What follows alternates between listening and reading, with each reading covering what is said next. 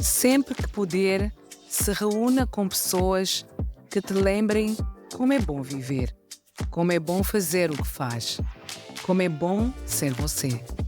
As pessoas certas têm o poder de nos recarregar. Às vezes, é tudo o que nós precisamos. Minha amiga ligou para mim e me disse: eu profetizo, Débora, tu vais ter o teu canal. Essa é uma das tuas missões na Terra.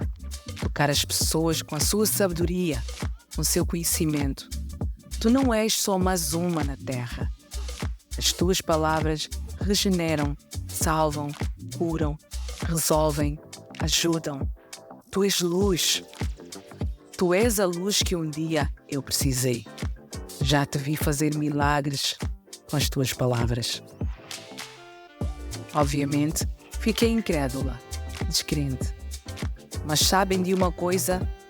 Tem vezes que só o nosso verdadeiro amigo vê, sente aquilo que ainda não somos capazes de enxergar que somos capazes. Quando ela me disse isso, tudo se transformou. Eu percebi. Sim, era verdade o que eu ainda pensava que era cedo. Tinha chegado a hora. Sente-se comigo e embarque nessa conversa. Florinda Helena da Silva Miranda e Silva, nascida no dia 13, em Luanda, de signo Escorpião, intensa e determinada.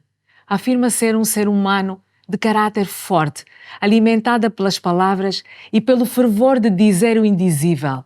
Alegre, às vezes até demais, mas muito consciente do seu papel como irmã mais velha, filha e neta. Aprendeu a cozinhar aos 8 anos e é na cozinha onde alivia suas emoções. Filha de pais adolescentes, xará de suas duas avós, Maria Helena Manuel da Silva, que com gratidão afirma que se não fosse por ela, não teria nascido.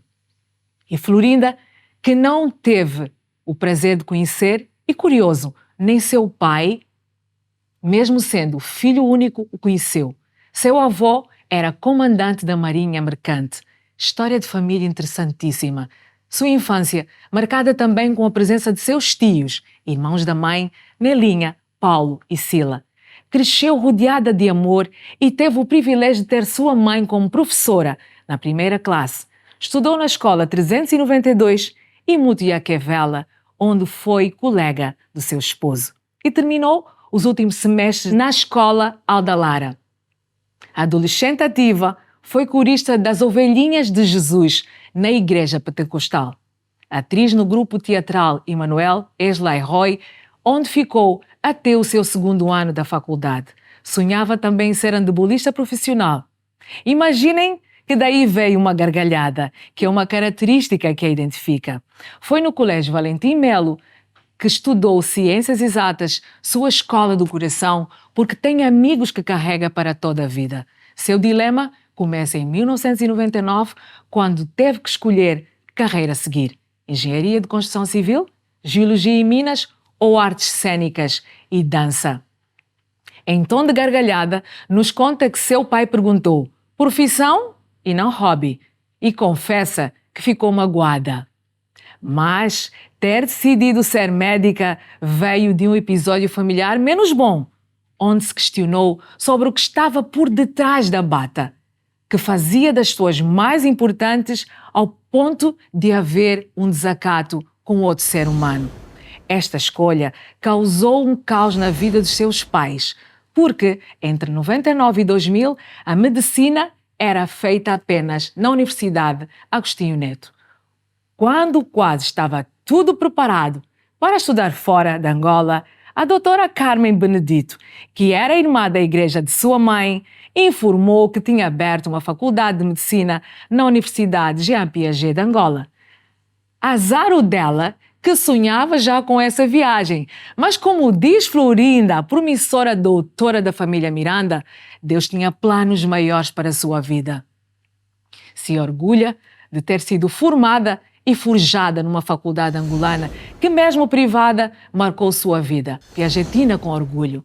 Vontade de desistir corrompida por pessoas que foram fundamentais para atingir tamanho sucesso. e que se transformaram em irmãos. Alguns fizeram parte da sua trajetória de vida e já licenciada em medicina quando decidiu se especializar em urologia. Carreira brilhante, especialista em cirurgia geral pelo Hospital Universitário da Faculdade de Medicina da Universidade de São Paulo, Brasil. Especialista em urologia do Hospital das Clínicas da Universidade de São Paulo. Dupla pós-graduação em sexologia e terapia de casais pelo Instituto Português de Psicologia, INSPSIC. MBA executivo em gestão hospitalar pela Unileia.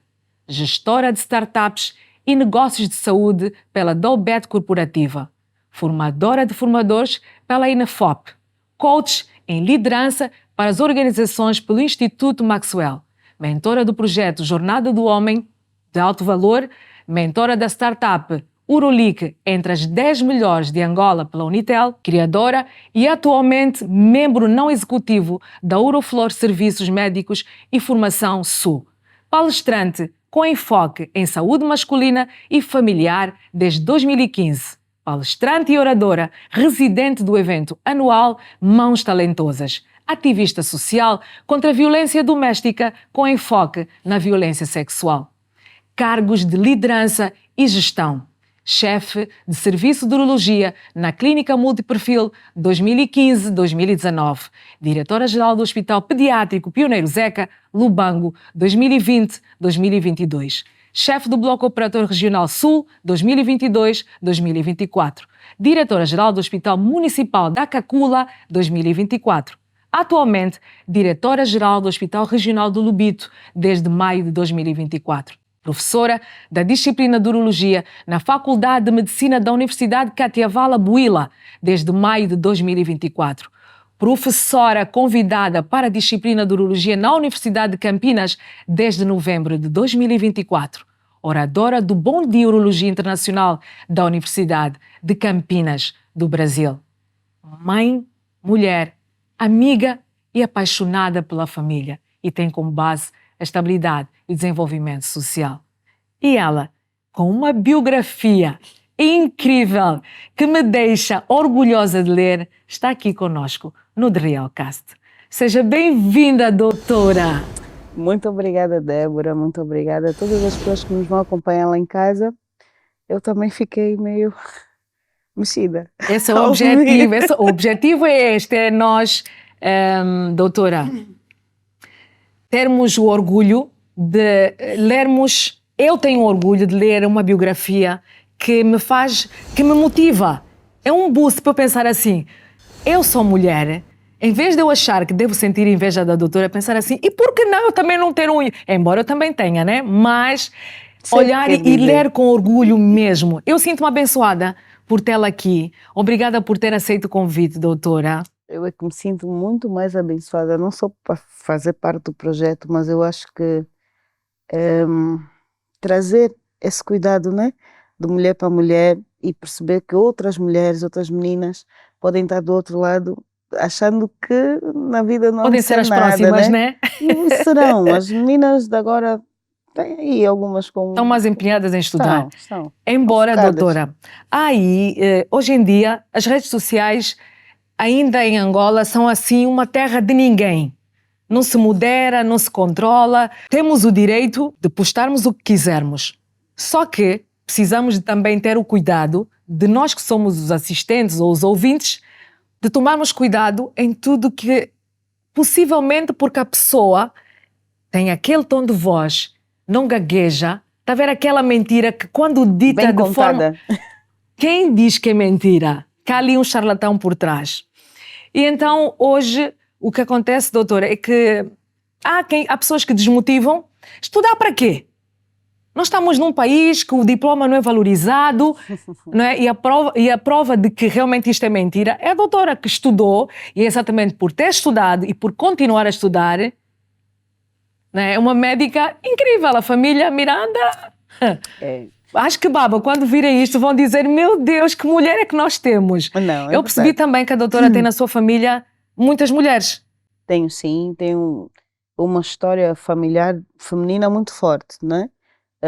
Hoje não tenho nem a matriarca, a avó, nem a mãe em vida, perdi uma tia no meio do processo também, mas eu digo que se não fossem as mulheres da minha família, com certeza os homens da minha família não estavam também onde estão. Mas porque eu creio que elas entenderam desde muito cedo, né, que tinham uma voz, tinham um espaço de fala, que incluía também essa parte de melhorar a história delas, né, de infância. Uma história marcada por privações, mas que a escola trouxe de volta essa liderança natural. Então, eu tive uma mãe que, apesar de adolescente, conseguiu ser médica. É a minha maior referência, com certeza. Mas a minha avó, eu digo avó, mas ninguém havia de acreditar que ela era minha avó, porque ela parecia muito mais minha mãe. Primeiro pela diferença de idades, não é? Ok. Porque quando a minha mãe deu à luz a mim, a minha avó, depois de a minha mãe ter feito segundo filho, a minha avó ainda fez uma filha.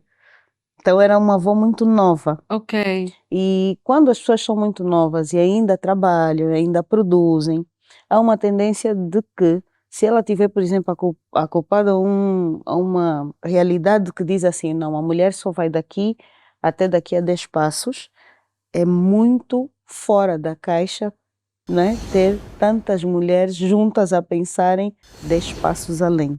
Então a minha avó era essa pessoa. Era essa pessoa. Era. Eu lembro-me que uma das coisas mais engraçadas que eu conto muito hoje é que o meu primeiro curso de inglês quem pagou não foi a minha mãe, foi a minha avó. E ela era assim, disseram-me que isto vai ser muito importante lá na frente, quem fala inglês vai longe e tal. E é verdade, eu fiz o curso, tinha 10, 11 anos, mais ou menos, quinta, sexta classe. Mas quando cheguei à sétima, virei monitora de inglês por causa do curso de inglês feito anos antes. Então, ela era mesmo Não via 10, 11 anos. visionária. Minha avó era muito visionária. E todos nós, sejam homens ou mulheres, têm uma pitada dela nas carreiras que escolheram, porque ela que vinha e dizia o que é que ia dar dinheiro ou não no futuro. Como é que ela previa isto? Eu acho Naquela que, altura ainda...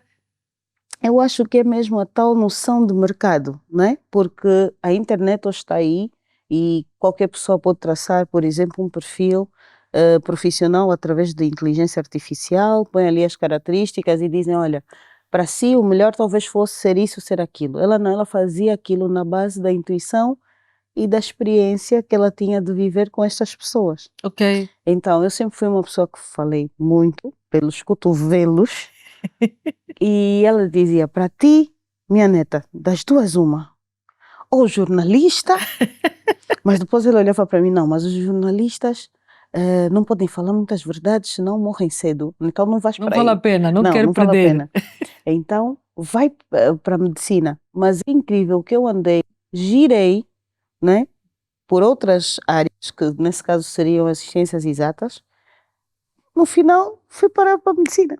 Então ela mas e previu o teatro? bem. O teatro não ajudou O teatro é uma a paixão. ficar cansada de falar? Não, o olho ainda brilha. Brilha. Por quê? Porque eu acho que o teatro traz a liberdade da mente criativa, né?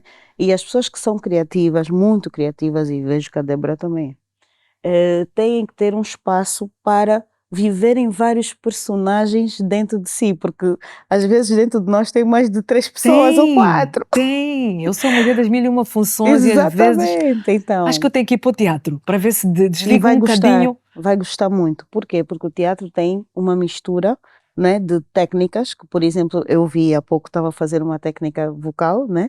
Então tem a parte de posicionamento, a parte vocal, projeção de voz, o olhar fixo, aquelas questões voltadas para passar emoção. Então isto na vida real é Em muito... televisão há isto, eu aprendi, Exato, né? e é muito aplicável, né, nas técnicas de comunicação e oratória. Então, e o que é um médico se não tiver uma boa oratória? Lá está. Vai Gagueja, perder o que estudou e vai parece mentira. perder para aquele que é bom orador, mesmo que seja mentiroso.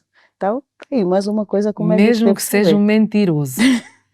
Bem, doutora, eu antes de continuar esta conversa, eu quero partilhar com a doutora um vídeo Sim, que vai ser o input da nossa conversa. Cada mulher que é ejaculada por um homem fica na corrente sanguínea DNA desse homem, porque o espermatozoide tem essa componente. Então, quando você, por exemplo, acha que porque é mais predisposta sexualmente pode ficar com A, B, C e D, você está de alguma forma a danificar o teu próprio DNA. Raramente se faz DNA em mulheres, né? Mas ocorreu um caso agora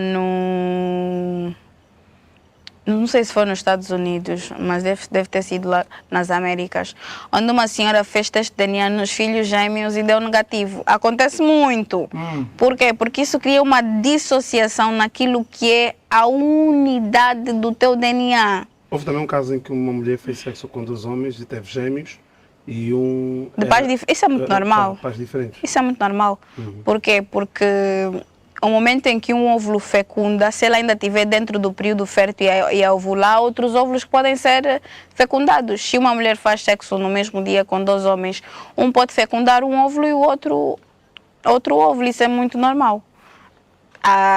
Gêmeos de pais diferentes é uma coisa que acontece muito, só que nós raramente vamos perceber, não só de pais diferentes, mas gêmeos totalmente diferentes, que são dos mesmos pais, acontece, que são aqueles que são gêmeos feitos com óvulos diferentes.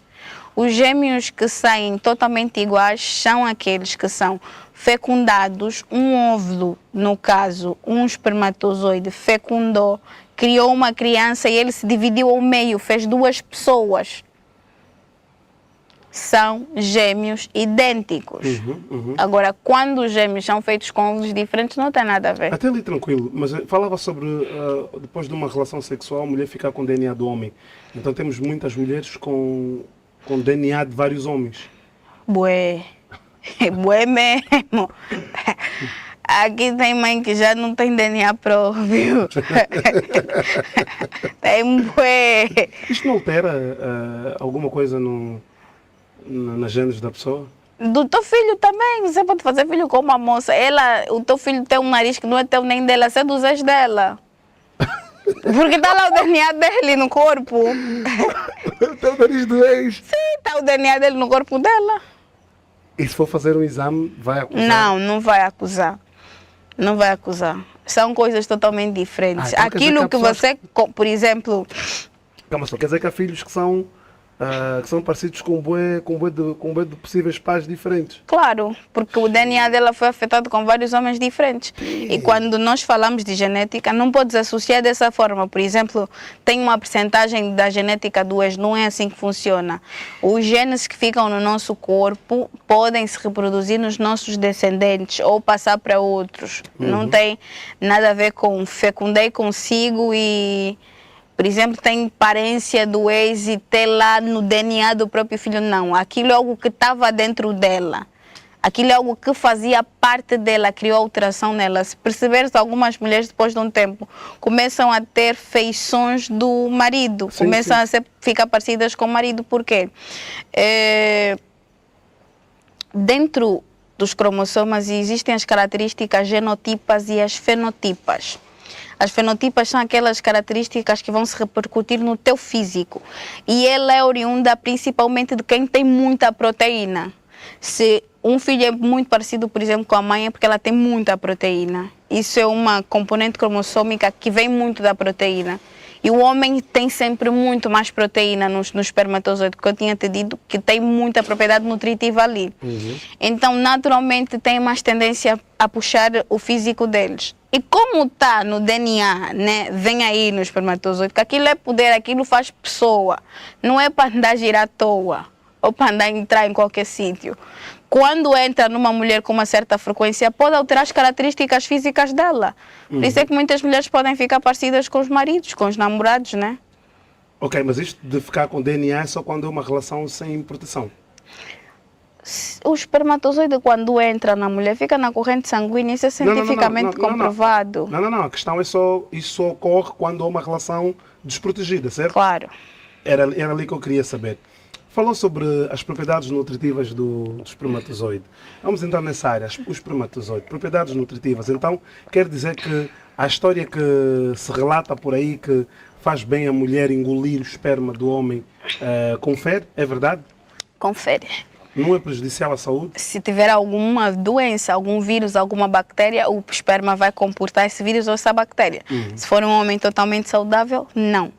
Ele não cria nenhum dano à saúde, cientificamente já foi comprovado isso. Se tiver alguma doença, tanto se entrar pela boca como pelo outro orifício, vai causar uma doença em si, porque vai ser sexualmente transmissível, não é? Mas ele naturalmente não apresenta nenhuma perigosidade à saúde. E mulheres grávidas têm de praticar sexo muitas vezes. Doutora, eu vou me pronunciar. Eu já assisti esse vídeo vezes sem conta. E toda vez que eu assisto esse vídeo, eu não acredito no tamanho das barbaridades que acabei de ouvir. Eu não acredito. Primeiro, eu usei este vídeo e convidei a senhora a vir ao meu podcast para eu fazer as perguntas que eu precisava de fazer. Obviamente que não tive resposta, mas a minha assessoria... Ainda, né? Já passou muito tempo e não vai haver essa resposta, porque ficamos todos atentos ao comportamento desta senhora, e o que me preocupa é eu começar a acompanhar um bocadinho a trajetória dela.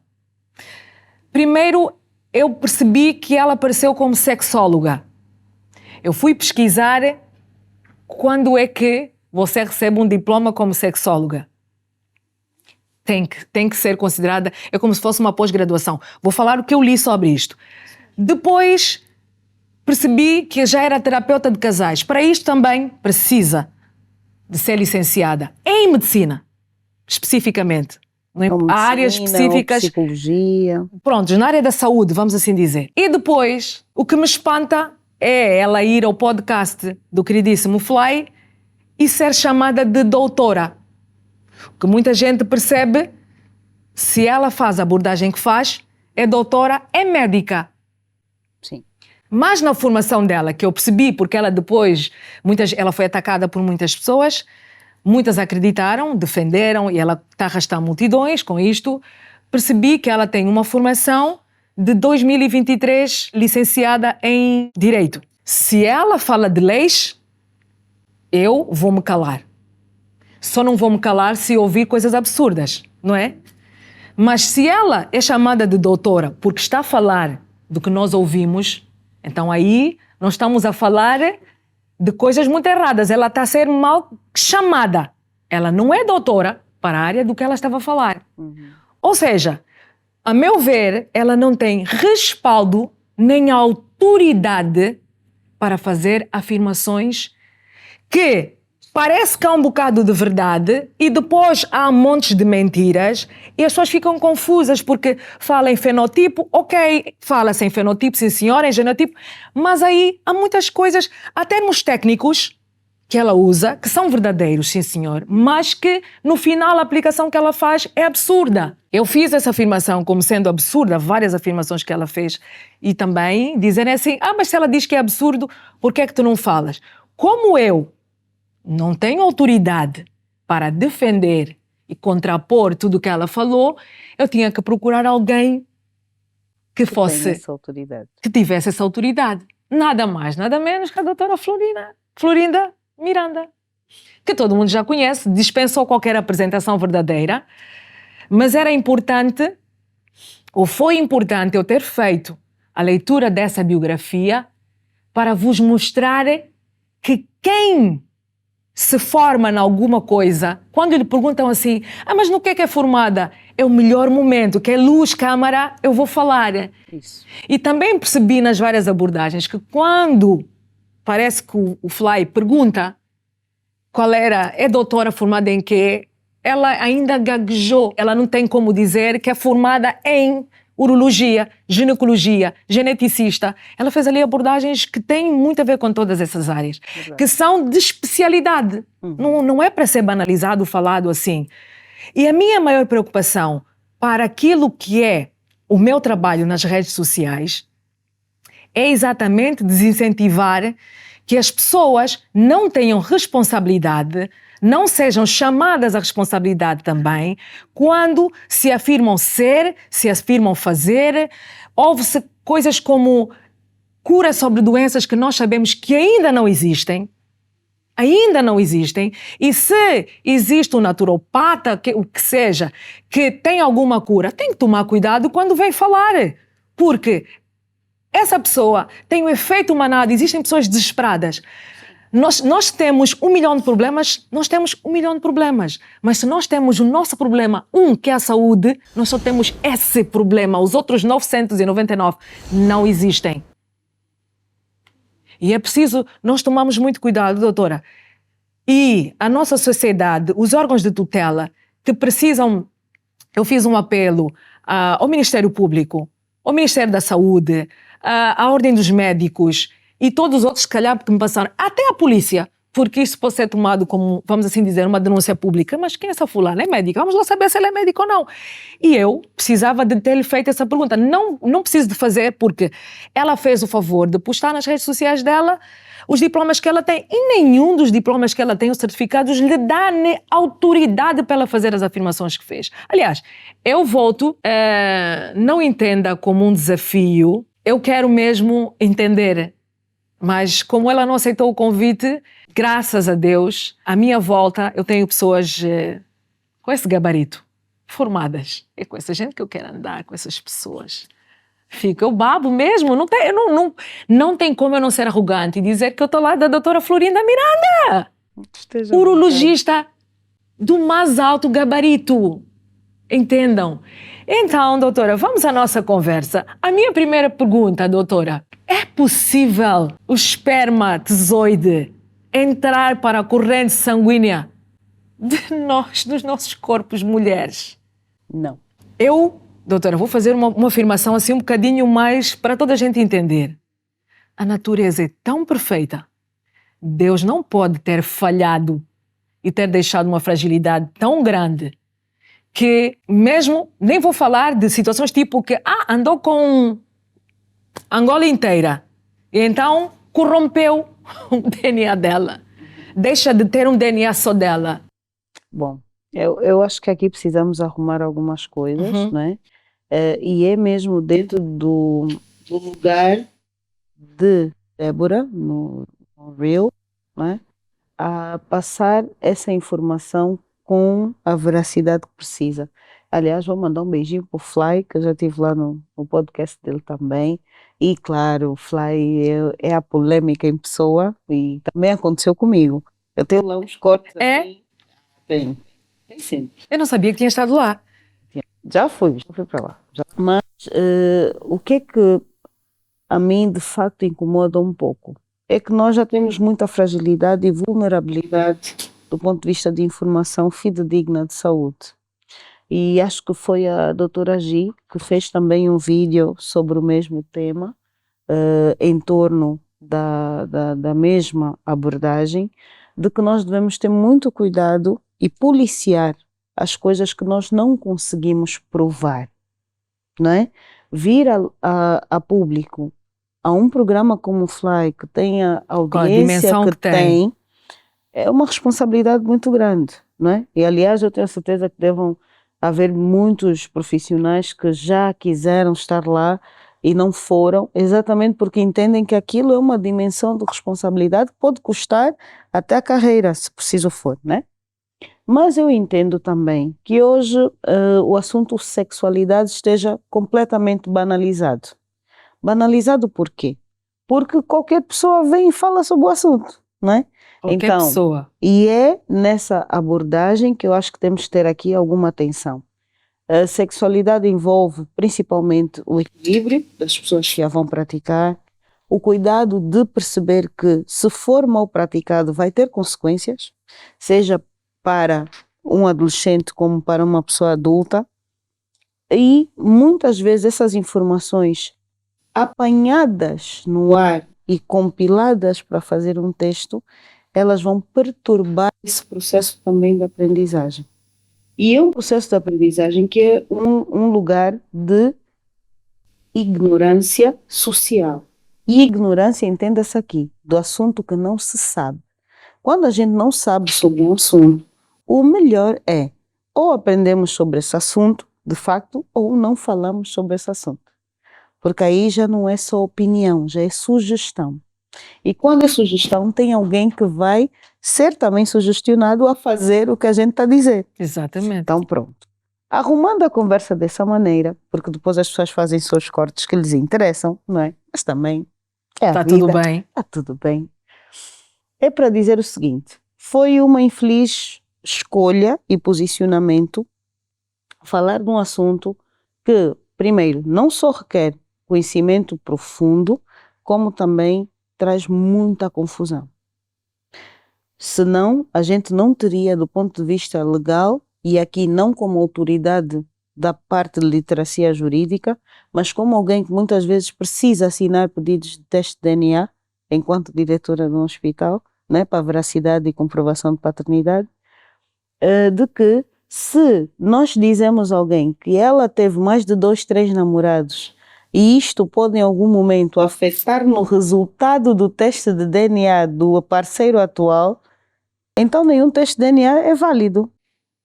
Nem sei para que foram inventados. Vou esmiuçar. O DNA é um lugar que é um banco de dados. É um banco de dados intransmissível até que se faça outro ser que venha dessa ligação, não é? Então, são o número de cromossomas que cada um deve dar. O papá vai dar 23, a mamã vai dar 23, na soma vamos ter 46. Outra vez. E isto será um ser humano novo, com metade de características da mãe e metade de características do pai. Características essas que vão se traduzir em genoma, que é a parte interna da informação desse indivíduo.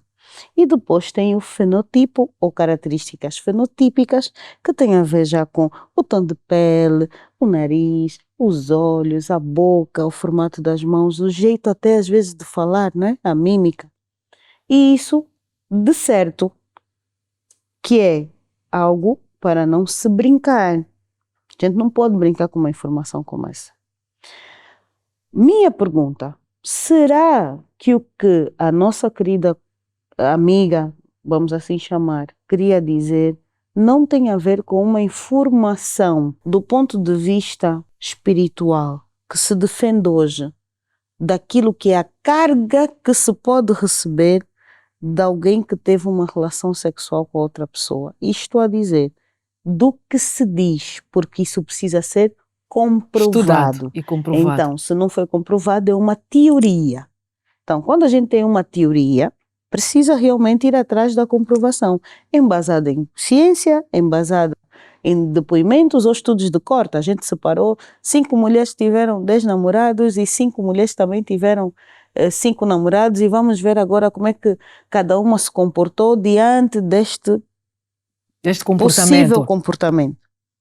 E aí a gente vai dizer, não, realmente está comprovado que as 10 mulheres que se envolveram com X pessoas realmente começaram a ter esse tipo ou não de alteração ao seu genoma.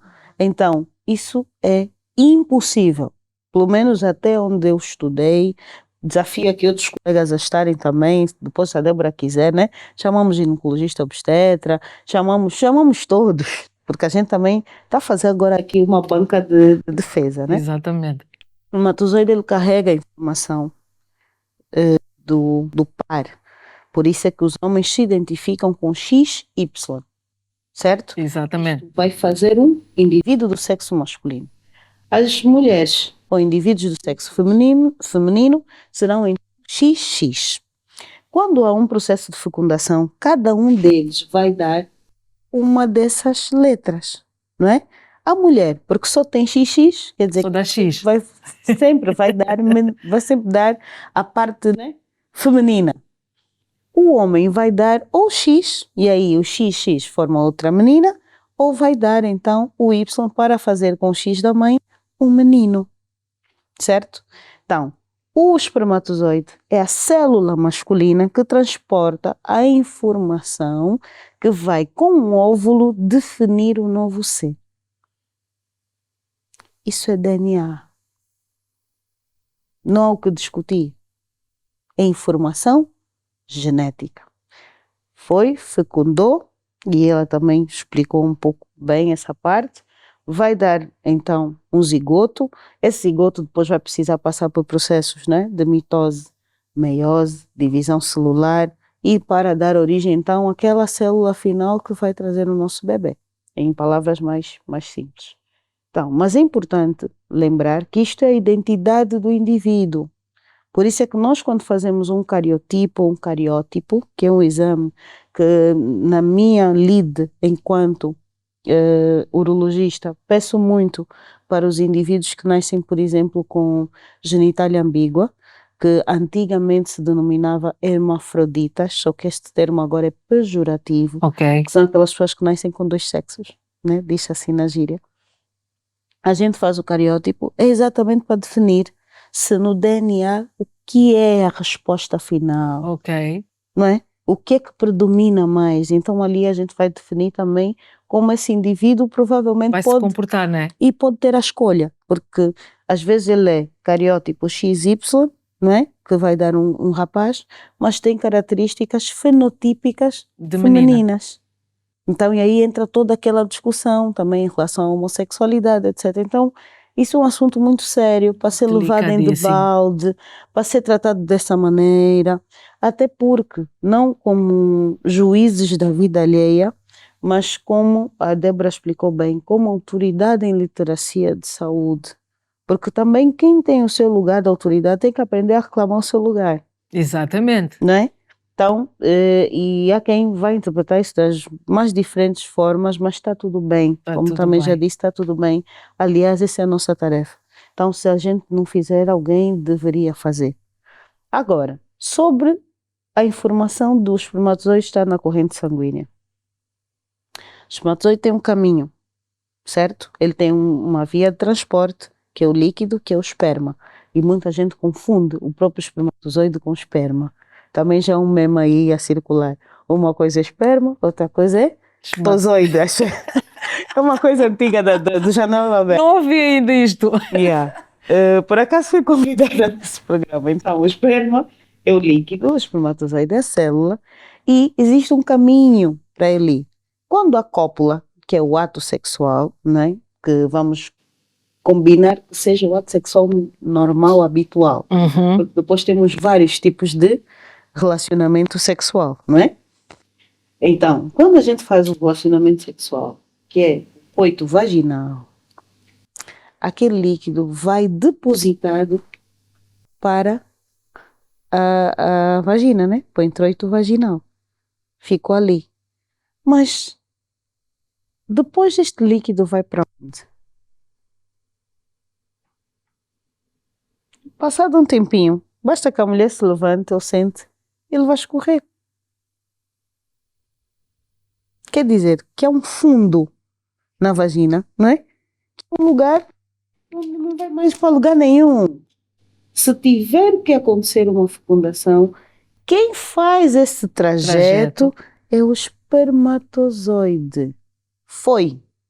Mas todo aquele líquido, depois em algum momento vai precisar sair da mulher, vai precisar ela lavar-se. Então, aonde entraria a corrente sanguínea nessa conversa? Pergunto. É a tal especulação do abuso. Nós precisamos ter muita responsabilidade com os convidados que nós chamamos para os nossos Recebemos, programas, porque nós exatamente. entendemos que é bom ter likes, mas temos que escolher também por que motivo nós vamos ter likes. Que haja alguma literácia por trás disso, não é, doutor? Com certeza, tem que saber o que está a falar. Até porque... Questionar, porque eu estar aqui sentada, doutora, ainda bem que eu não sei tudo.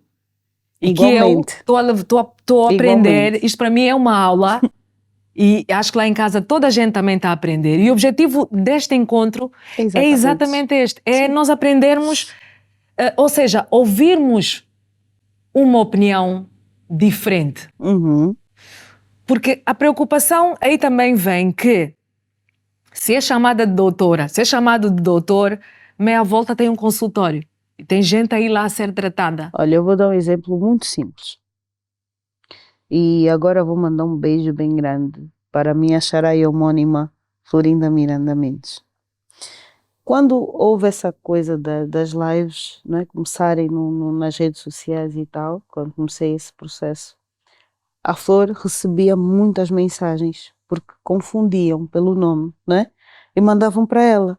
Ah, ok. Sim, olha, preciso de marcar uma consulta e tal. E ela vinha logo para mim. Flor, Xará, é assim que a gente se trata. Xará, os teus pacientes estão atrás de ti. Então ela automaticamente encaminhava. Encaminhava. E isso eu acho que é um comportamento de responsabilidade. Responsabilidade. Porque quando a gente não tem responsabilidade, aproveita qualquer furo para se fazer à custa das outras pessoas, não é?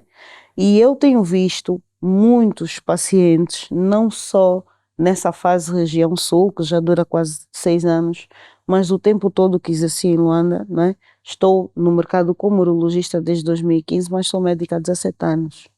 Então, e a gente vê todos os dias pessoas que vêm, não é, para as Com nossas situações consultas complicadas já, não é? desenganadas. Já andei, doutora, o naturopata disse, e até dizem mesmo assim, o médico naturopata disse que eu tenho que parar de tomar essa medicação se quiser ficar melhor, tenho que tirar todas as medicações que me foram dadas pelo hospital para agora fazer só a medicação Dele. natural, etc, etc, etc. E eu sempre digo também nas entrevistas, médico de medicina natural, fez medicina natural, tem que ter feito 5 anos de licenciatura em medicina natural. Tem que sentar na carteira. Autoridade, tem que ter estudado. Depois tem a outra parte que tem a ver com o quê? Com o hábito, né, da imitação, né? As minhas queridas e amadas urologistas da bacia, minhas tias que vendem nas bombas, né? Pau de cabinda, o jolomiongo, o gengibre, etc. E que estão ali, às vezes, a fazer só algo que receberam como uma tradição familiar. Tinha uma tia, uma avó que tratava, então aprenderam também, olha, essas folhas fazem bem, dá ao teu marido, faz assim, tá, tá, tá. Ok, mas a minha pergunta é, dose por pessoa, nível de toxicidade que isso pode trazer ao fígado, você sabe, não sabe? Algumas até sabem, pela experiência, porque já deu errado. Pois é. Mas é Mais preciso errado que certo. nós entendermos aqui, não estou a dizer que não sou contra a medicina natural, aliás, estaria a ser muito má Incoerente até, né? e Exatamente. muito irresponsável, porque a medicina, no contexto de tratamento sintético, ela vem de alguma matriz natural, não é? Exatamente. Só que trabalhada, doseada, com a posologia e exigência de ter ali na caixinha o quê? Efeitos adversos, porque tudo tem efeitos Tudo tem. adversos. 1 em 1 milhão há sempre. Agora, eu não posso chegar e dizer assim, não, agora fulano tal, número 1, vai tomar 3 colheres desse medicamento, está aqui, leva. 2, 3, 4, 5, 6, 10, 20 vão tomar 3 colheres desse medicamento. Não é assim. Eu tenho que olhar para outras perspectivas e características de cada De paciente. cada pessoa. Mas para isso tens de ter estudado pessoas. Senão não consegues. E mais, ter suporte, as pessoas dizem multidisciplinar. Eu defendo interdisciplinar, porque multidisciplinar é eu dizer assim, vou mandar para a Débora, que é cardiologista, ver se o hipertenso pode tomar, por exemplo, o azulinho, não é? Uhum. Não posso estar a dizer Sim, marcas, sim, não sim, sim. estão a patrocinar. Sim, sim. Então, vou dizer assim, não, vai para a Débora, que é cardiologista. A Débora depois vai dizer, não, Florinda, ele também é diabético. Não, então manda para endócrino e vai medicar, ou para medicina interna. Então, aí temos do quê? Uma atitude multidisciplinar. O que é interdisciplinar? Eu falar de facto com o meu colega e abordarmos esse paciente juntos. Ok. Eu ligar, como tenho hoje amigas Acontece, médicas, sim, sim. que a gente liga mesmo, olha, epá, eu já tentei dar isso, mas ele não funcionou bem, tá bem. Então o que é que achas de incluirmos também nesse pacote o psicólogo? Eu acho que ele também está assim com transtorno, está ansioso, vamos ver se melhora o sono, se melhora essa outra parte. Então isso é muita responsabilidade e as pessoas às vezes acham que é só ir para a escola também. Não, é ir para a escola e entender um pouco sobre dores da própria vida. Né? Porque cada pessoa vai trazer a sua mágoa para o consultório. Às vezes não é só uma questão da gente passar uma receita e dizer a essa pessoa, olha, toma isso e vai-te embora. Não, a gente tem que olhar para o olho dela e perceber também às vezes em que momento é que ela está. O que é que está a passar? Às vezes está a viver o luto. às vezes está a viver alguma situação de serviço, pode estar num momento muito mal financeiramente. É claro, quando chega a casa quer tudo Parece que, exatamente. menos uma ereção. Gostaria muito de ter, mas não tem, porque não Por é todas porque as não gosta situações. daquela pessoa, mas é porque tudo o resto no seu cérebro está a trabalhar contra. E desejo nasce no cérebro. Eu lembro, doutora, que eu vivi uma situação, quando disse que às vezes a pessoa pode estar a passar, eu vivi uma situação muito tensa que de repente a minha cabeça explodiu. Fiquei com uma dor de cabeça instantânea. E eu nem conseguia me pôr de pé. Eu cheguei no hospital que tive que entrar numa cadeira de rodas. E quando entrei no consultório da médica, ela fez outro trabalho. Eu pensei que tivesse tipo na igreja. Foi uma coisa extraordinária, porque Foi bom? eu saí de lá a andar pelas minhas próprias pernas, eu não precisava de nada. Ela falou comigo, ela me acolheu, ela me abraçou, ela orou por mim. Ela foi extraordinária. Eu saí de lá a andar e não precisei de absolutamente nada. Era o que tinha acontecido comigo naquele momento. Eu precisava de ser acolhida. E foi o que ela fez. Ela percebeu exatamente que eu não estava doente. Ela perguntou, mas o que é que fez estar nesse estado? Eu perguntei se podia falar. E ela estava disponível para ouvir, porque às vezes o médico... Escutativa. Tem que ter. Ela foi um anjo. Ela foi um anjo. Ela não estava... E estava quase a ir-se embora. Era já tipo mudança de turno. Só estava à espera que a Débora chegasse para fazer o outro trabalho dela. E aí é a parte que eu falo muito sobre missão. As pessoas não podem achar que Também. há carreiras que podemos ser, como é que eu diria, frios, muito frios. Existem carreiras assim. Um homem da desminagem tem que ser alguém frio, porque ele sabe que se falha alguma coisa, ele morre, ele é o primeiro, né? Mas quem cuida de vidas não pode ser uma pessoa isenta de emoções. Não pode ser alguém que As não emoções. consegue trabalhar com a emoção do outro que se vai sentar ali à frente. E se de facto não estiver pronto para isso, o melhor talvez seja nem atender nesse dia. E há quem também vai dizer, não, o senhor ainda estás a romantizar, isso não é bem assim, não sei, dia a dia, cheio de correria. Verdade, também tem essa parte. Mas são escolhas que a gente vai fazendo ao longo da vida. E talvez por isso é que alguns pacientes voltam e outros não voltam. E a gente também devia fazer essa conta. Porque eu não tenho pacientes que voltam. Por que eles não retornam? Por que eles não dão um feedback? Não é? Talvez porque a gente não dê a ele naquele momento que realmente ele precisa receber.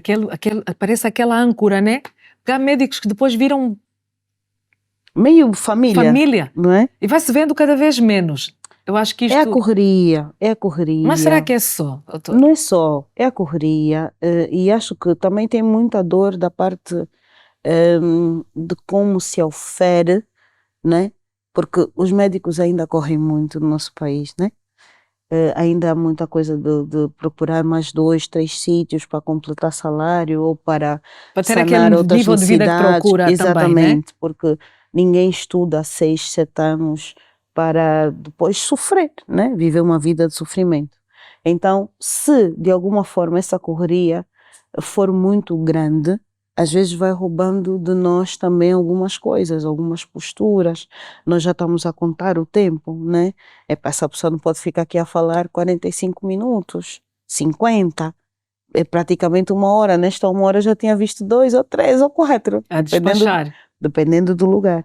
E também tem aqueles pacientes que requerem um pouco mais de atenção que outros. Há quem chega e vai dizer mesmo que é na lata, às vezes até na lata demais. No meu caso, então, na urologia, meu Deus. É uma área bem peculiar, né?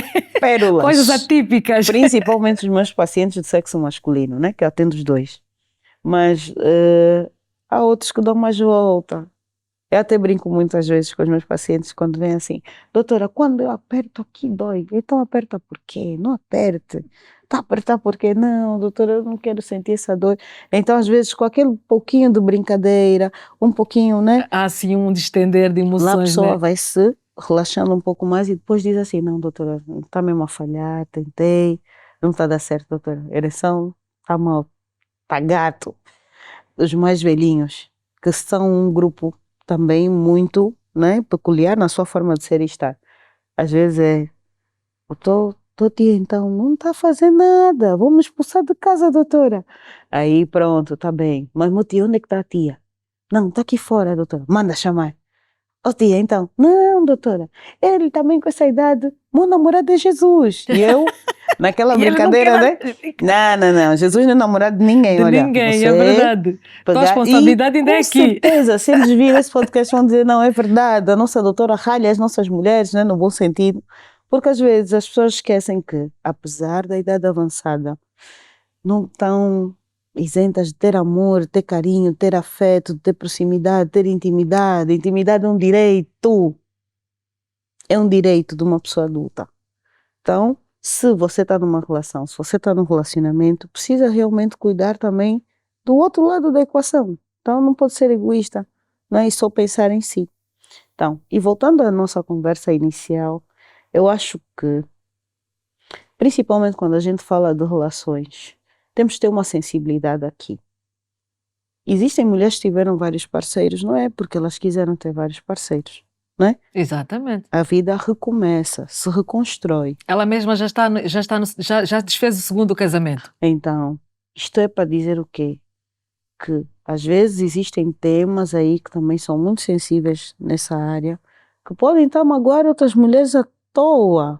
A gente magoa as pessoas por... Ali uma linguagem misógina. Sim. Quando se fala de que o corpo da mulher, ok, nós ouvimos que o corpo da mulher é templo de Deus. Uhum. E do homem também, porque lá Tá não vendo? está Mas gênero. Os dois são templo. nós acabamos por ser crucificadas ao mais alto nível. Sempre. Então, quando ela afirma assim, tem um monte de mulheres aí que já não têm DNA, que ela é engravida do marido, mas o nariz é do ex. Coisas absurdas. Então. Embora estarmos a falar isso agora, estamos a voltar naquilo que a doutora já respondeu, porque a doutora respondeu a tudo. A tudo o que disse. Eu gostaria de falar sobre por que a doutora sentiu, vamos assim dizer, necessidade de fazer mais essa especialização em sexologia. Pronto, vou dizer porquê. Ela aconteceu no ano 2018, mas eu cheguei a Luanda em 2015, mês de outubro, começo de volta, né, a trabalhar na minha instituição anterior, que é a Multiperfil, que é a casa que me formou como especialista. E o que é que eu notei? Que do período de 2015 até mais ou menos 2016, 2017, eu tinha um nível de desistência muito grande do tratamento de homens para a ejaculação precoce. E um certo descaso das parceiras. Eles vinham sozinhos. Mas eles iam sozinhos, doutora? Será porque elas não queriam acompanhar ou porque eles tinham um bocado de vergonha? As duas coisas. As duas coisas. Então, e uma colega nossa, que é da área de endócrino, a doutora Mitange e a doutora Sandra, as duas, na verdade, decidiram criar um grupo de suporte para pessoas com diabetes, né? E nesse grupo de suporte da Multiperfil tinha nutricionista, não sei se o grupo ainda continua, porque algumas delas ainda lá estão. Então, tinha nutricionista, tinha endócrino, etc. E depois tinha um dia de reunião semanal, que era às quartas-feiras, onde também tinham colegas convidados. E eu fui convidada a uma das sessões, a primeira vez. E uma das exigências era que as senhoras diabéticas deviam estar com os parceiros e o contrário era válido. Disse, então está aqui o gancho. Porque muitos destes senhores que estavam lá na reunião já eram meus pacientes também. E eu dizia, peraí, então é por isso que não funciona.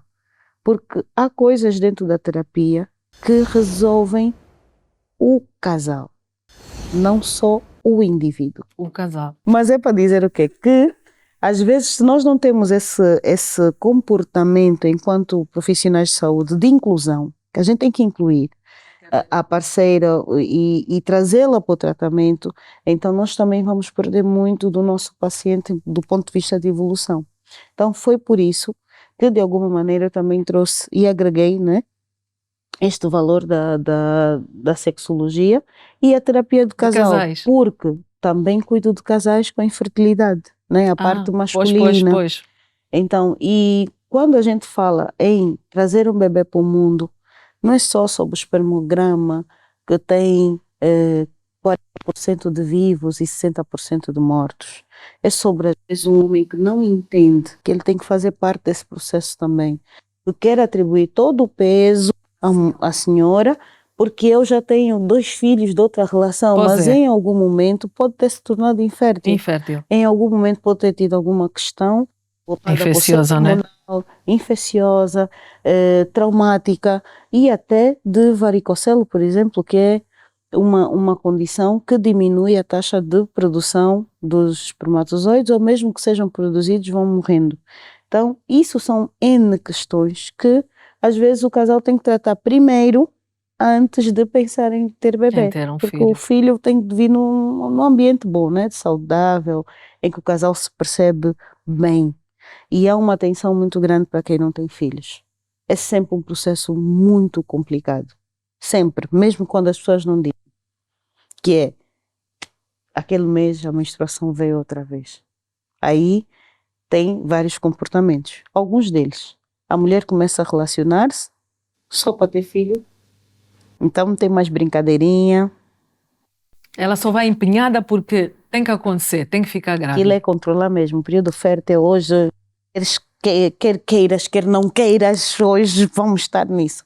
E os homens também sentem-se mal com esse processo. E essa parte de acolhimento que a maior parte das vezes o sexo masculino não tem. Eu sou urologista, sim, vejo mulheres, sim, porque existem outras coisas que a gente trata dentro do sistema urinário, né, que acabam passando pela urologia, mas o meu público-alvo são as pessoas de sexo masculino. Para mim, é um lugar mesmo confortável. Porque às vezes a noção que se tem de eu sou sexóloga, houve uma altura que havia uma febre, apareceram aí montes de sexólogos. E conselheiros matrimoniais também. Eu fiquei assim a me perguntar, dá a impressão que, vou falar assim num termo muito, se calhar muito raso, sim. Quando se fala em sexólogo, estamos a falar em posições, de posições. Isso, que porque também fala sobre isso. Né? Uma delas é a Cátia Damasceno, que é muito famosa, todo mundo segue, né? Mas ela também é uma pessoa que explica muito bem o que ela está a dizer e contextualiza muito bem o que ela diz. Posições, verdade, porque às vezes o casal já se perdeu de si, né? Está muito no arroz com feijão, que é daquela apimentada. Mas está mais próximo da terapia de casal ou mesmo da... Não, está dentro da sexologia. Ok. Porque podem ter havido coisas que afastaram as pessoas, não é? Imaginemos a insegurança com o próprio físico, a forma como a pessoa se vê. E isso não é só para a mulher, é para o homem também, né? Às vezes vejo já assim, aquele cabelito branco que a gente não estava à espera, né? Está já no... quer ir, mas não foi. Então, entendedores entenderão. Mas a verdade é que o processo de caminhar para a maturidade, que eu também falo muito com os meus pacientes mais velhinhos, é que é a melhor idade, é o sexo responsável, é aquele bom, pode ser preocupada com a parceira, com o parceiro, não é? Pode ser um round, mas vai ser mesmo de verdade, vai ser bom, vamos dormir, eu até vir aqui, ninguém chateia mais ninguém. Então, e tudo tem fases, né? Há uma fase que as pessoas realmente vão ter mais vontade, ativas, né? Vão estar mais ativas, fisicamente melhores, mas também existem as outras coisas que fisicamente a gente pode melhorar também. Começa a fazer uma dieta, vai fazendo exercício físico, olhar, por exemplo, para as marcas da vida, e acontece muito com as mulheres, né? Teve um filho, mudou. Aquela cicatriz horrível. Cicatriz, estria, flacidez, tudo. Não tem dinheiro para endireitar os para-choques, doutora? Compra mais um sutiã também que a alça não fica bem, depois já está ficou acima do peso lado. E ele só afirma, eu não te conhecia assim. Eu não quero isso, mas os cabeçudos filhos estão dele ali, eu sou o pai. Estão lá, está vendo, ele é o pai. Então, e é preciso haver também esse cuidado de que, imaginemos, se houver condições para, seja também um homem que dá suporte para a transformação. Porque existem agora coisas para fazer, né? Tem cirurgião plástico, tem outras coisas, mas há uma resistência ainda. A gente vê dentro dos casais para que as coisas melhorem para os dois lados. Se for ela sofrer, ele quer suporte também, todos os dias da vida, vai virar em torno daquilo, fica deprimido, encosta-se já num canto, começa a beber, bebe, eu prefiro morrer, doutora. Eu tenho assim os dramáticos, parecem meus ex-colegas de artes cênicas. Eu prefiro morrer, prefiro a morte, doutora. Mas isto não. Mas eu, assim não estou levando, doutora, não. Tá bem, pronto, vamos conversar. Está à vontade para que a esposa venha? Ela pode vir, pode vir. Então a gente, quando vai explicando, percebe até às vezes que é uma mulher muito compreensiva, mas tem dor ali, porque ela também quer, ela também Exatamente. precisa, mas anula-se para que ele não se sinta mal. Então a terapia de casal é um mundo fantástico, onde também não abordamos só isso. Tem o outro lado, por exemplo, das pessoas que tiveram traumas de relações mal-sucedidas, que têm medo de voltar a relacionar-se, que sentem medo mesmo de confiar de novo, entregar o coração e dizer, epá, lá vem mais um que vai estraçalhar isso. Há um meme muito engraçado, eu gosto muito, que é o Oi Sumida. Quando chega Esse é o Oi próprio, Sumida. é o gaslighting da Então, vida, né? E depois o Oi Sumida diz sempre assim, mas como é que ele teve coragem de deixar uma mulher como essa? Aí depois ele vem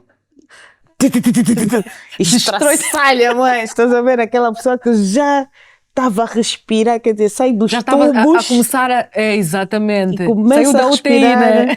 espontaneamente, e vem mais um e te mata mais de morte matada, não é? Como se diz E na a gíria. doutora não recebe casos de mulheres que ela tem uma vida sexual, vamos dizer assim, muito permissiva, Sim. e percebe-se que porque viveu um trauma de estupro, de violação, foi violada pelo tio, pelo vizinho. Sim, o acompanhamento às pessoas, não é, com vítimas de violência sexual também é desse lado.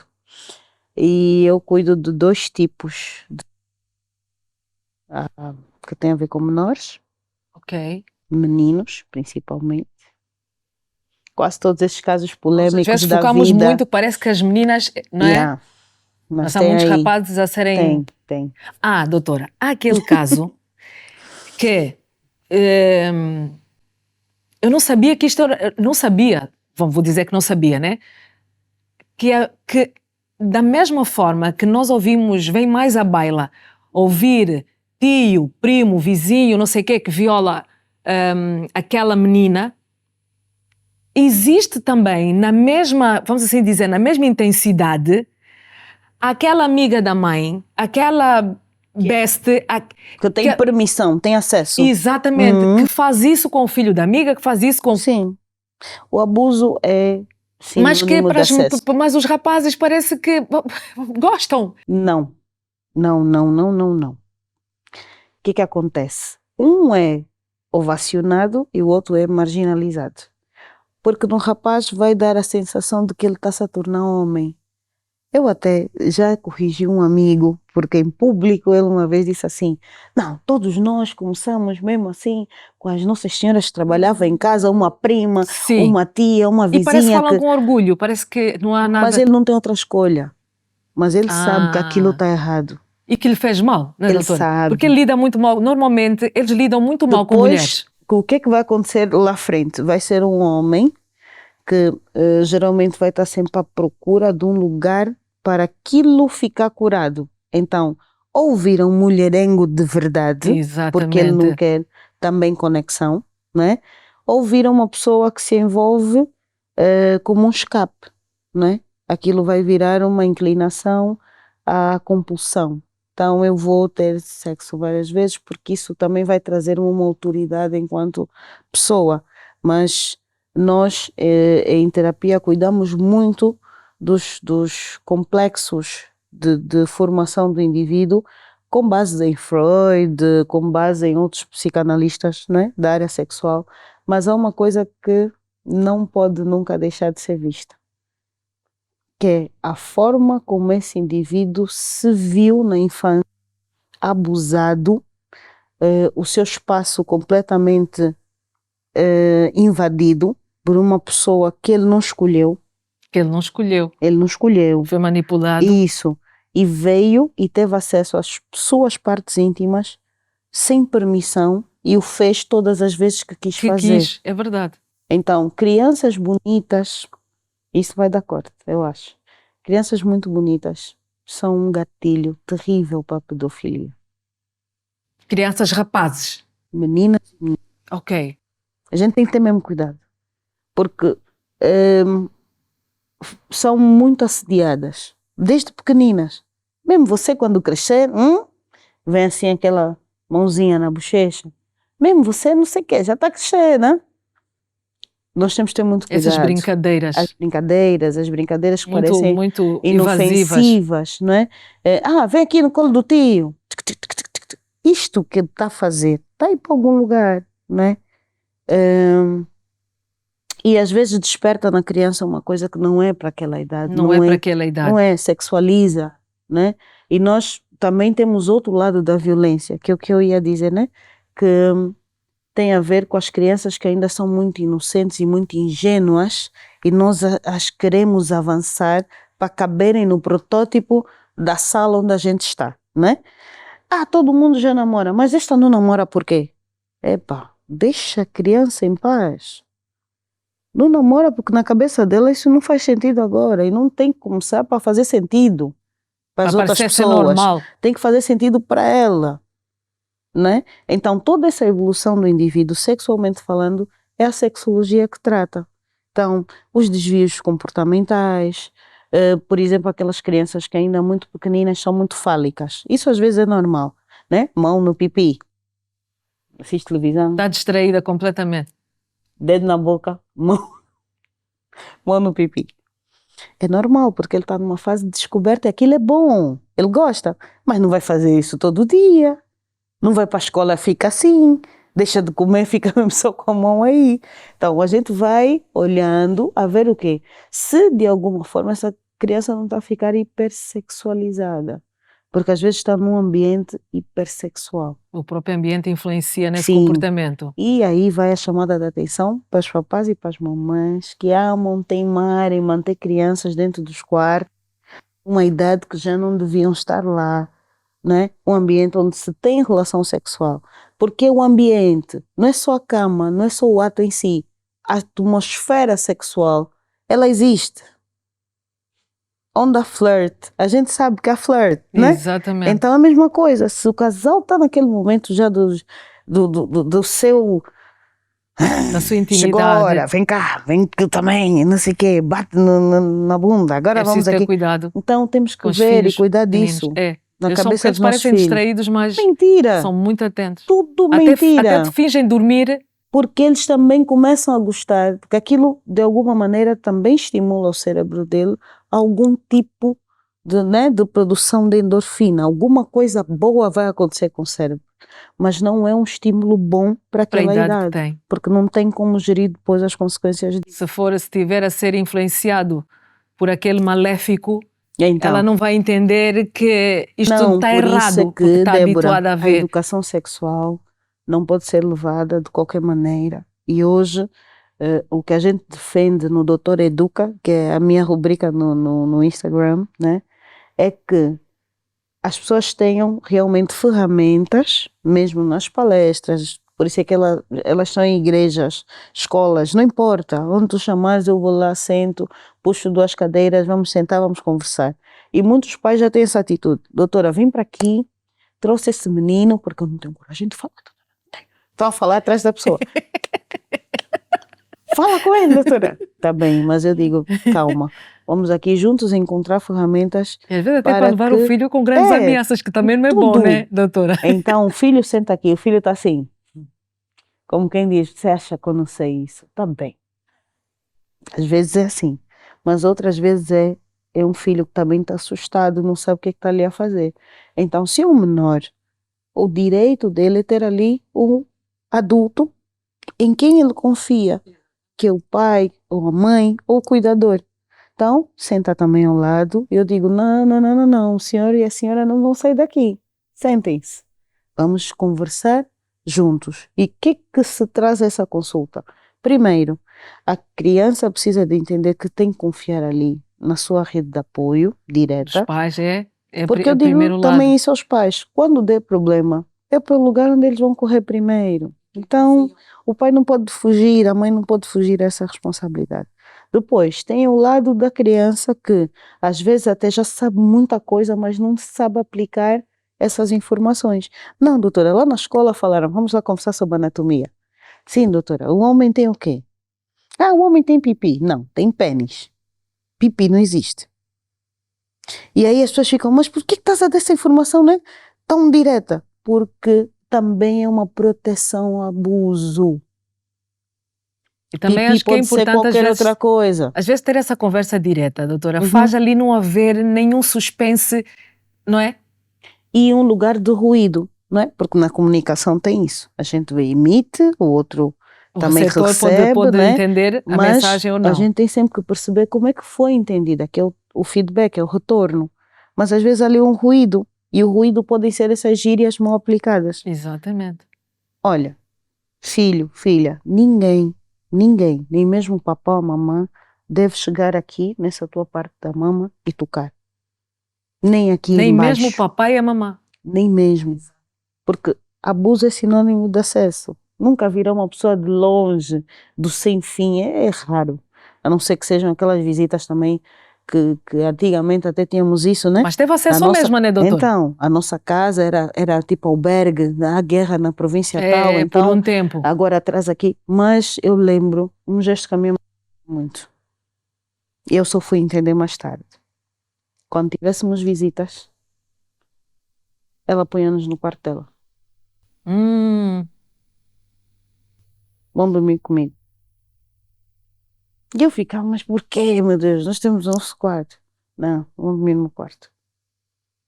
Então, os pais precisam Sabedoria mesmo, mais alto nível. verdade, têm que saber proteger os seus filhos. Festas, quadra festiva, Deixar na essas casa de fases não sei de que. Epá, essa parte então já nem falo, porque eu entendo que às vezes as pessoas não têm muitas opções, tem que deixar na casa de alguém, mas deixe com ferramentas, converse com seu filho, com a sua filha, como é que foi o Prepara dia o filho primeiro. Enquanto e não houver essa presta preparação. atenção.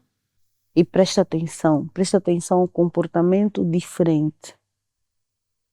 A criança que era mais agitada, falava mais, agora está mais acuada. Vestia roupas normais, agora só quer roupa comprida, só se quer cobrir. Porque depois tem aquela síndrome do eu sou muito bonita ou eu sou muito boazuda, por isso é que me assediam. Exatamente. Então a criança agora começa um processo contrário de compulsão.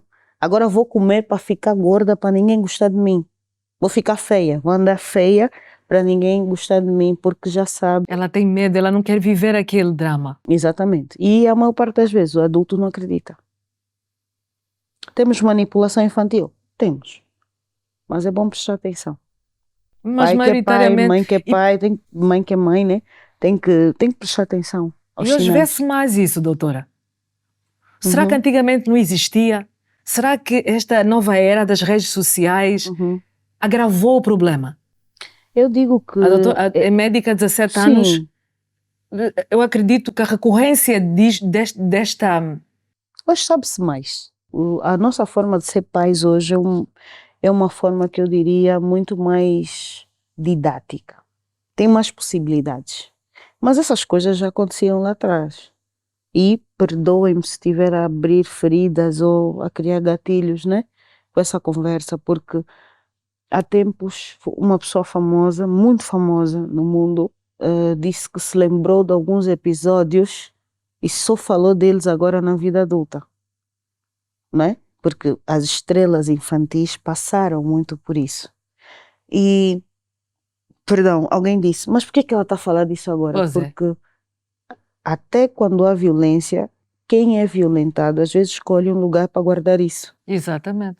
Como quem diz, essa é uma caixinha no meu cérebro onde eu vou pôr essa informação e não abro essa porta para ninguém. Mas quando começa a haver a possibilidade de falar no assunto, então aquela informação volta e diz assim, olha, estou aqui, não me esqueci de ti. E vem tudo, vem a imagem, vem o rosto do abusador, vem, e às vezes aquela crise que muitas crianças acabam tendo, adolescentes, que a gente vai cuidando aí na vida, porque depois tem que haver um sistema de proteção a essas pessoas, mas é proteção de verdade, porque o grande problema do abuso é que ele acaba voltando para o lugar onde foi abusado, né? Nós ainda não temos esses sítios sem que protegem. merecimento, Não, sem lugar, sem valor. pertença, não tem sentimento de merecimento, não tem sentimento de ter sido protegido, porque geralmente uma criança tem que se sentir protegida. Aliás, eu estava a brincar há pouco, né? A dizer que o meu filho veio queixar-me que o pai bateu no olho. Eu sei que não é verdade, eu sei, porque eu o conheço. Mas ele sabe com quem deve ter, se sentir invadido. Exatamente. Então, há pessoas que nunca tiveram isso, Débora. Nunca, nunca. Aquilo é no ferro e fogo, pronto. Abusaste-me, espera, venho já, vou buscar uma pedra, vai atirar. Aqui não, a quem só precisava chegar a casa. O fulano bateu-me, tu vês 3 pessoas da mesma família para ir bater uma criança pequenina. Mas por quê? Porque ali é um excesso de cuidado, mas há cuidado. Mas há lugares onde não há cuidado nenhum, zero. Começa a sobreviver, a lei da sobrevivência parece que nem sei com que idade é que elas percebem que têm que sobreviver. Às vezes nem sabem, ok, preciso... naquela idade, fica instintivo, né? Meio instintivo, mas é naquela exatamente. idade em que ela também é colocada numa posição em que precisa se defender, não é? Sai para a rua, às vezes precisa ir vender, às vezes precisa fazer alguma coisa fora do ambiente familiar, que é estudar fora, que é, né, estar com uma tia, porque o pai ou a mãe não conseguem pagar os estudos, e ao mesmo tempo não pode denunciar porque vai perder a casa ou o lugar onde mora. Mesmo que não seja o melhor lugar do mundo, mesmo que seja um lugar onde aconteçam coisas horríveis, é a casa que tem. Então, a sexologia cuida disso também, porque há pessoas que ficam e desenvolvem transtornos sexuais decorrentes de trauma e do abuso, principalmente. Ou seja, nós estamos nessa conversa que o tempo não vale nada, mas precisamos de perceber que estamos diante de uma médica especialista em cirurgia geral e urologia, com 2 pós-graduações em sexologia e terapia de casal. Que, embora não tenha deixado aqui nenhuma, referência de que, quais são os estudos que fez. Estamos a falar com uma pessoa que tem autoridade para falar. Não podemos vir nas redes sociais e dizer só, isto está provado cientificamente. Isto está provado cientificamente. Vamos ter que começar a vir com os artigos. Está quase. Pois é. Então, quando vocês... essa vossa coragem de quando tem luz, câmara, ação, venham com os vossos resultados, com as vossas estatísticas. Há vezes que eu vou, doutora, estou naqueles painéis que não são controlados por mim como convidada e estou diante de pessoas que falam de tipo estatística. E eu pergunto assim, quando você vem falar de estatística, você tem que me dizer... Baseado em quê? Isso. Quantos por cento? Esses quantos por cento surgiu como? Somos logo desacreditados. Uma pessoa que lê um bocado, que acha que não é bem assim, vai dizer, mas ela está a falar de estatística, mas não diz onde é que a estatística saiu. O problema, Débora, também é senso crítico, né? Nós temos uma realidade que ainda funciona muito na base da sugestão. Talvez se funcionasse... na base da sugestão. Se fosse um pouco mais autocrítica, porque começa assim, né? Autocrítica e depois uma crítica coletiva, onde a gente olha e diz, espera aí, o que o fulano disse, deixa ver se é mesmo isso. Deixa ir lá, pam, pam, pam. E tem que haver revisores. Parece que há coisas que nós ouvimos e diz assim, faz sentido. Então, mas às vezes fazer sentido... não quer dizer que seja verdade. Então aí precisamos usar os métodos de é verdade, sim, não, é comprovado. Charlatães se preparam, doutora, onde estudam. É que está? Não, com certeza ele precisa vender uma coisa que não é real. Exatamente. Então ele tem que estar mais preocupado do que aquele que provavelmente não precisa desse acessório, né? Mas o que me entristece hoje é que, de facto, apesar de haver muita informação à disposição, as pessoas Disponível. também não querem saber Não disso. querem. Só Têm querem preguiça fazer o de efeito manada na ler, vida delas. têm preguiça de questionar. Outras pessoas também, infelizmente, já tiveram mais experiências com profissionais de saúde, porque quando questionam também são mal interpretados, né, ou mal respondidos, e é preciso também criar aqui este lugar neutro de defesa, né, onde a gente vai falar, vai bater um pouquinho, bater entre aspas, um pouquinho no paciente, no leitor, no internauta, e depois tem que bater um pouquinho também nos profissionais que não cuidam da informação que vai para o ar. Então, independentemente de haver produção de conteúdo, tem que haver um revisor, tem que haver alguém que diz assim, espera aí, isto que foi dito está escrito onde? Ah não, está aqui, está bem, lemos quantas horas? Lemos isso, fomos ler matéria de lançamento do livro de professor tal, de faculdade tal, de faculdade tal. Então, e aí criar, de facto, informação de veracidade. Agora, skills, ferramentas, né, de comunicação e convicção para os outros, aos montes. Agora tem curso para tudo, né? Curso para tudo. Tem curso para tudo. Mas eu acho que quando alguém é apaixonada por um tema, se gosta mesmo de um tema, tem de ser a pessoa mais responsável ainda para ler e passar essa informação como deve Planificar ser. aquele Exato, porque assunto. depois é um ganho, não é? As pessoas já têm muitas dores para falar, por exemplo, de sexualidade a nível de sociedade angolana. Tem muitas dores porque aquilo que se percebe sexualidade normal pode ser interpretada de várias formas, não é? A nível religioso, a nível social, a nível filosófico, a nível de vivência, de experiência, porque há quem também possa dizer, não, doutora, desculpa, mas eu não tenho outra realidade, essa é a minha. Eu crio 6 filhos, 7 filhos, 10 filhos num apartamento onde todos dormem juntos. Então, como é que eu faço essa separação, por exemplo, de meninas e rapazes? Todos eles vêm sem roupa, é normal. Na minha casa é normal. Não é isso? Então, mas aí eu posso dizer, é comum, mas não me diga que é normal. Que é normal. Ou seja, é o que você vive. Exato, Né? é o seu Até contexto. parece que não há ali uma solução, mas há sempre, né, doutora? Sim, Há por sempre. exemplo, as meninas podem estar separadas por uma cortina. Não é? Dormir do lado esquerdo, do lado Sim, quando as direito. meninas estão a vestir, os rapazes têm de sair. Ali várias estratégias. Nós também crescemos, né, numerosos, numa casa pequena, mas tem que haver estratégia. Pai e mãe têm que cuidar disso. Ou o pai ou a mãe, ou quem cuida, né? Porque também temos essa parte, que as famílias não são normais. Aquela coisa de, é meu filho, pode me ver nua. Não pode. Então, né? aí, que é uma fase, é pequenino, quando começa a perceber. E há coisas que dentro da cabeça dele também precisam fazer sentido enquanto cresce. A nudez é um acesso de intimidade. E, claro, um filho, quando tem 1 ano, 2 anos, ele não está a olhar para a mãe e sexualiza essa imagem. Mas quando ele já tem 5, 7, 10, ele não está só a olhar para a mama da mãe, não. Ele está a olhar para uma mulher e ele vai vendo, afinal isto é assim, isto é assim.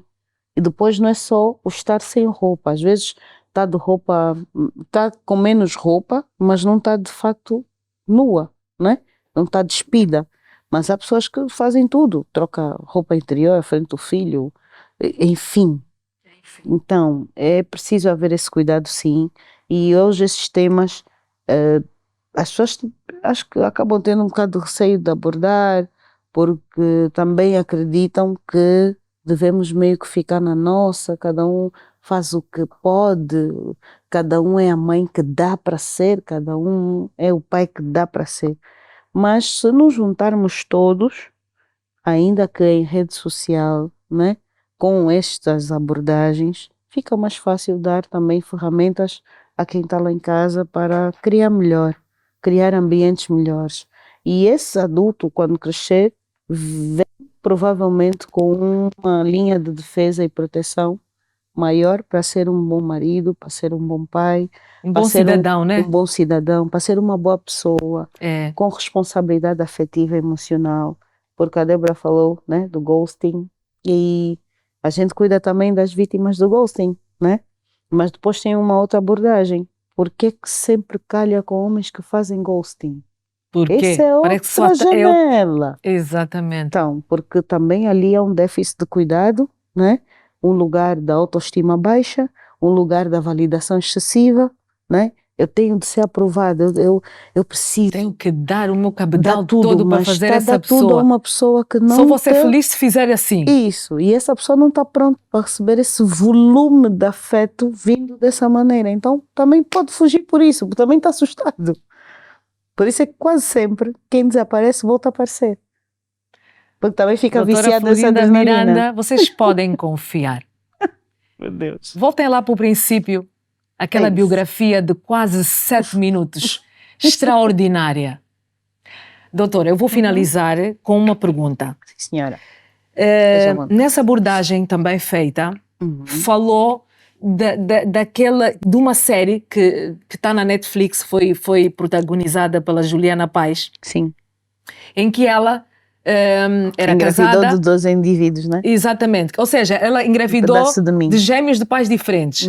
E há ali uma abordagem que é muito comum isto acontecer. Tipo, é prato do dia isto acontecer. Não. Mas quando Tem que ter o que eu li, doutora, é que isto é um fenómeno raro. Raro. É sim. Esta história verídica que deu esta série na Netflix é verídica, sim senhor, mas não é tipo, estalou os dedos. Não. E é importante também dizer uma coisa. A internet é uma faca de dois gumes, de facto. Ou como diria bem um professor meu, de dois legumes. De 2 legumes. É, de facto, porque se por um lado ela traz tanta informação, ela também, por outro lado, traz muita desinformação. Não é à toa que hoje, quando a gente quer pesquisar alguma coisa, precisa pôr algumas linhas de texto para salvaguardar a veracidade do que vai ler. Porque temos a Enciclopédia, né? Que é aquele lugar onde qualquer um escreveu, ninguém responsabiliza ninguém, tive um pensamento, lanço na internet e está ali à disposição. Tem sempre Então, gente se para eu acreditar. achar que é para preparar, por exemplo, um livro, um artigo, uma aula, já tenho que procurar de outra forma. Tenho de ver documentos já, tenho que ver publicações e agora cada vez mais privados.